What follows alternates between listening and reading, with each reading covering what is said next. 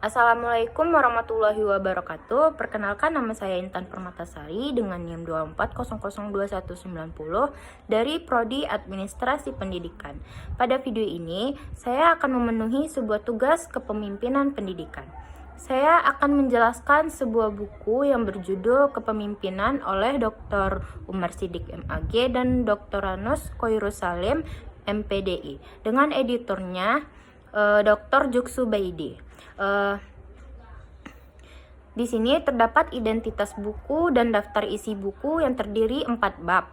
Dan saya hanya akan menjelaskan 2 bab saja, yaitu bab 3, langkah-langkah kepala sekolah mengimplementasikan fungsi manajemen dan fungsi kepala sekolah, dan bab 4, pendekatan dan gaya kepemimpinan kepala sekolah.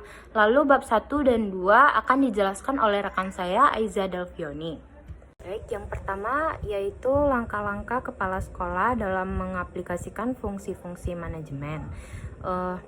Yaitu fungsi-fungsi manajemen.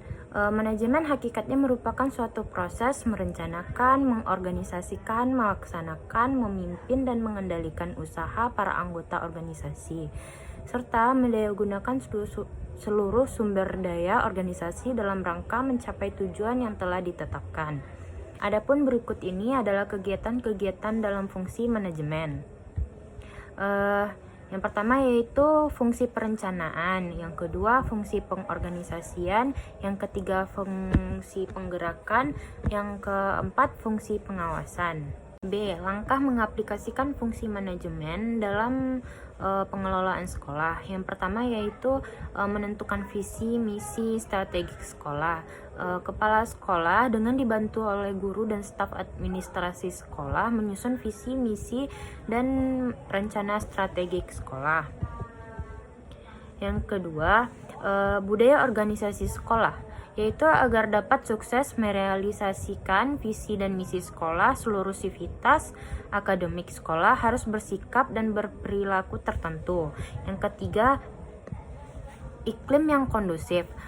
Iklim organisasi adalah persepsi positif sivitas akademik sekolah mengenai apa yang terjadi secara rutin di dalam lingkungan sekolah. Yang keempat, kurikulum. Kepala sekolah harus memahami kurikulum dan mengembangkannya terus-menerus secara periodik. Yang kelima, proses pembelajaran. Sebagai pemimpin sekolah, kepala sekolah harus mengembangkan proses pembelajaran secara terus-menerus. Yang keenam, mengembangkan fasilitas pendidikan. Kepala sekolah merencanakan dan melaksanakan pengembangan fasilitas pendidikan serta mengalokasikan dana untuk itu. Yang ketujuh, mengembangkan manajemen sekolah. Kepala sekolah merupakan manajer puncak dari sekolah. Yang kedelapan, peran manajerial.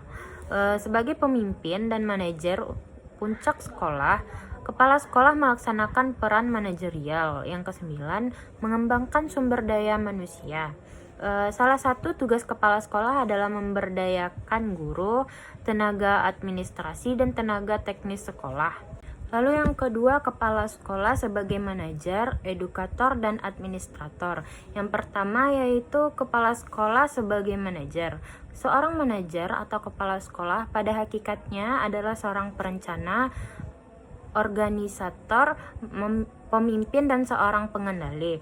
Keberadaan manajer pada suatu organisasi atau lembaga sekolah sangat diperlukan, sebab organisasi sebagai alat mencapai tujuan organisasi di mana di dalamnya berkembang berbagai macam pengetahuan, serta organisasi yang menjadi tempat untuk membina dan mengembangkan karir-karir sumber daya manusia. Memerlukan manajer yang mampu untuk merencanakan, mengorganisasikan, memimpin, dan mengendalikan agar organisasi dapat mencapai tujuan yang telah ditetapkan.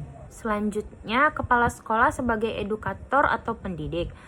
Sebagai seorang pendidik, kepala sekolah harus mampu menanamkan, memajukan, serta meningkatkan paling tidak 4 macam nilai, yaitu mental, moral, fisik, dan artistik. Selanjutnya, kepala sekolah sebagai administrator. Kepala sekolah sebagai administrator pendidikan bertanggung jawab terhadap kelancaran pelaksanaan pendidikan dan pengajaran di sekolahnya.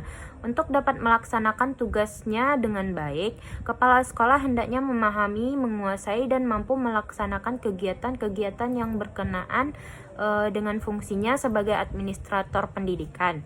Kepala sekolah sebagai administrator hendaknya mampu mengaplikasikan fungsi-fungsi administrasi ke dalam pengelolaan sekolah yang dipimpinnya. Selanjutnya yang ketiga yaitu kepala sekolah sebagai supervisor, leader, motivator, dan inovator. Yang pertama yaitu kepala sekolah sebagai supervisor. Kepala sekolah sebagai supervisor berfungsi membangkitkan dan merangsang guru-guru dan pegawai sekolah dalam menjalankan tugas. Berusaha mengadakan dan melengkapi alat-alat perlengkapan sekolah termasuk media instruksional yang diperlukan bagi kelancaran dan keberhasilan proses belajar mengajar. Bersama guru-guru berusaha mengembangkan, mencari, dan menggunakan metode mengajar. Berusaha mempertinggi mutu dan pengetahuan guru-guru dan pegawai sekolah, serta membina hubungan kerjasama antar sekolah. Selanjutnya, kepala sekolah sebagai leader. Kepemimpinan seseorang sangat berkaitan dengan kepribadian, dan kepribadian kepala sekolah sebagai pemimpin akan tercermin dalam sifat-sifat yang meliputi jujur, percaya diri, tanggung jawab, berani mengambil risiko dan keputusan, berjiwa besar, emosi yang stabil, dan teladan. Selanjutnya, kepala sekolah sebagai inovator. Sekolah memerlukan kepala sekolah yang mempunyai inovasi yang tinggi. Kemampuan kepala sekolah sebagai inovator dapat dilihat dari kemampuan mencari dan menemukan gagasan-gagasan untuk pembaharuan di sekolah. Selanjutnya, kepala sekolah sebagai motivator. Kepala sekolah sebagai motivator yaitu memberikan motivasi kepada semua warga sekolah agar mereka dapat melaksanakan tugas-tugas di sekolah secara baik dan benar. Jadi dapat disimpulkan, kepala sekolah memegang peranan sentral dalam mengimplementasikan fungsi-fungsi manajemen, yaitu perencanaan, pengorganisasian, penggerakan, dan pengawasan untuk mencapai tujuan pendidikan secara efektif. Selain itu, kepala sekolah juga menjalankan peran ganda sebagai manajer, edukator, administrator, supervisor, pemimpin, inovator, dan motivator. Peran-peran ini saling mendukung dalam menciptakan iklim sekolah yang kondusif, meningkatkan mutu pembelajaran, serta mengembangkan sumber daya manusia dan sarana prasarana sekolah. Dengan kepemimpinan yang tepat, kepala sekolah mampu membawa perubahan positif dan kemajuan di lingkungan pendidikan.